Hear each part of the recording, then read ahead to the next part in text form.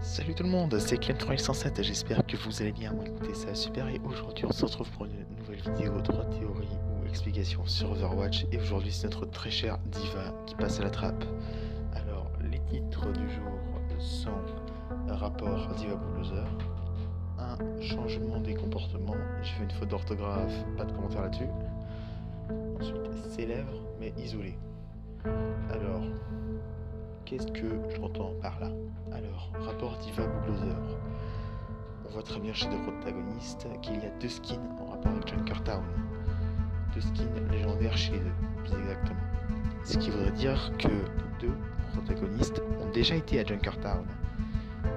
Alors, Loser, pour Breaking Ball, pour Amon, je sais pas comment vous l'appelez, ça on en est sûr. C'est le champion de l'arène de Junkertown. Mais D.Va, on le sait uniquement grâce à ses skins en fait. Et attendez, c'est normal qu'en fait le skin de base de Bulldozer ce soit un mecha complètement neuf, complètement entre guillemets rafistolé, comme s'il sortait d'une usine très performante, une usine qu'on peut supposer coréenne, vu la qualité du métal, une usine qui aurait potentiellement sorti également le mecha de D.Va. Je sais pas pour vous, mais moi ça me laisse penser ça. Pourquoi D.Va aurait-elle laissé Amon faire son mecha dans une usine sud-coréenne? Ça a l'air débile, mais les deux protagonistes auraient très bien pu s'affronter dans l'arène de Junkertown. Du coup, pourquoi D.Va l'aurait-elle laissé construire son mecha dans une usine sud-coréenne? Je le précise encore. Je pense qu'en fait les deux protagonistes se seraient affrontés, mais qu'ils soient tous les deux arrivés à égalité au terme du combat. Ce qui expliquerait le pourquoi elle aurait laissé Bulldozer faire son mecha dans une usine sud-coréenne. C'est tout aussi simple, puisque ce serait la première fois que D.Va rencontrerait l'égalité. Vous n'imaginez pas, vous êtes un joueur pro, il n'y a personne de plus fort que vous, et là, vous combattez un hamster qui arrive à vous rivaliser, ça impose le respect quand même. Ensuite, second titre, un changement des comportements ou de comportements, je sais pas, j'ai fait une faute d'orthographe. Alors, un changement de comportement, on peut très bien voir dans la cinématique de D.Va, au début, D.Va a un comportement plutôt calme, plutôt posé, un peu comme celui de Reinhardt à la fin de l'animation Honor and Glory. Et in-game, j'ai l'impression d'avoir plutôt affaire à une ado complètement folle, complètement agressive, coincée dans un univers de jeux vidéo. Même durant le fight, on peut la voir un peu dans cet état-là, à certains moments. Mais du coup, en fait, pourquoi changerait-elle de comportement de cette manière-là? Ça pourrait être l'adrénaline qui l'explique, ou alors un brin de schizophrénie, je ne sais pas. Mais je vous laisse faire vos théories là-dessus. Je trouve ça très intéressant, un comportement qui change de cette manière. Je ne sais pas pour vous, moi c'est juste une impression, hein. Si j'ai des âneries, les commentaires sont là. Oui, les commentaires ça existe. Allez, dernier titre. Célèbre mais isolé. Pourquoi? C'est un titre du genre. Encore une fois, je vais vous parler du court-métrage d'animation. D.Va rentre d'une mission qu'elle a rapportée avec brio. On entend le présentateur télé dans l'animation dire que comme quoi l'équipe Mecha s'en est sortie mais avec quelques dommages. Et on voit que tous les membres de l'équipe Mecha se sont fait rouler dessus, sauf D.Va. Donc quelques dommages.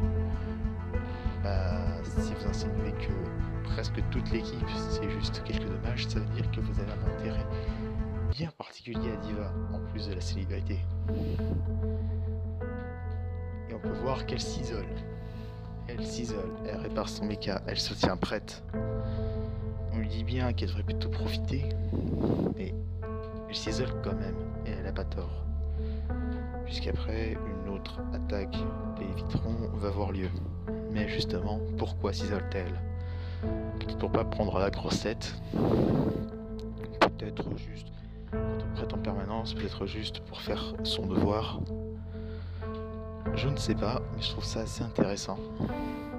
Puisque se trouver prête tout le temps, et bah, c'est plutôt, comment dire, ça impose un respect militaire, j'ai l'impression, comme si elle avait reçu une formation de quelqu'un.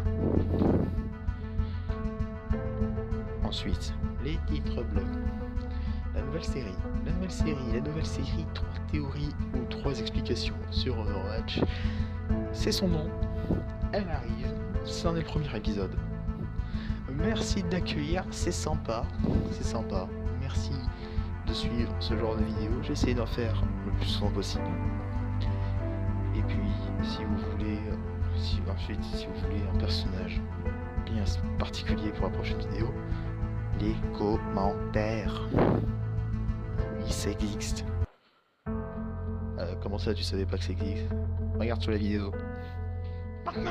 Maintenant. L'avenir de la chaîne.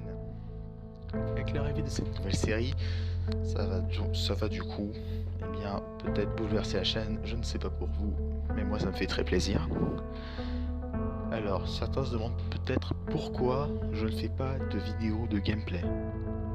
Et bien, c'est tout simplement parce que mon PC ne tient pas les records, ne tient pas les lives. C'est dommage, mais j'y peux rien. Si je pouvais, j'en ferais. Et malheureusement, je ne peux pas. Ça m'est impossible. C'est pour ça que les vidéos que je sors sont sur mobile. Je peux record que sur mon mobile, je ne monte que sur mon mobile, je fais tout sur mobile. Alors oui, c'est galère. Et maintenant, le dernier titre, le CAS. Pourquoi je vais donc parler du CAS? Alors peut-être que certains d'entre vous le connaissent, c'est un youtubeur qui fait des vidéos de théorie sur Overwatch. Et pourquoi je parle de lui? Tout simplement parce que j'ai tout pompé. J'ai pompé thème, j'ai pompé certaines théories. Le premier titre, il n'est pas de moi. Le premier titre, il est du CAS. Oui, le premier titre est du CAS, pas de moi. Mais les deux autres sont de moi. Ou alors, s'il les a fait, c'est que j'ai pas vu la vidéo. Je vous invite à aller voir sa chaîne, je vais mettre un lien dans la description. Et puis voilà, si tu vois cette vidéo, Kaz, s'il te plaît, si tu vois cette vidéo, sois indulgent, je t'ai tout pompé, je sais. Même t'inquiète pas. Merci d'avance. Et bien les amis, je vous souhaite à tous une excellente journée ou une excellente soirée. Je ne sais pas à quelle heure vous voyez cette vidéo. Et puis je vous dis à la prochaine. Salut tout le monde.